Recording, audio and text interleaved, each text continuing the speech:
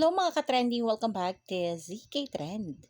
Grabe na talaga itong ating mga bula at kaagad ngang na-miss ating Donnie at Belle na magkasama.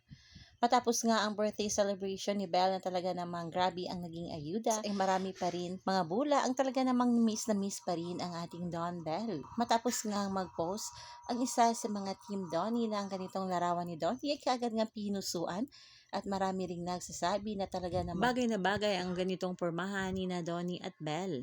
Makikita nga dito na talaga namang napaka-fresh at napaka-blooming ng ating Donnie at Belle. Iba talaga kapag nasa tamang tao ka.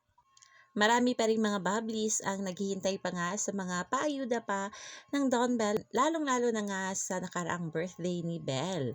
Sa ngayon nga ay sobrang tahimik ang ating Don Belle, panigurado na nag-celebrate nga ito ng Father's Day. Yan lang muna ang pa-update natin ngayon mga kababs. Hanggang dito na lang, maraming salamat sa inyong patuloy na panonood.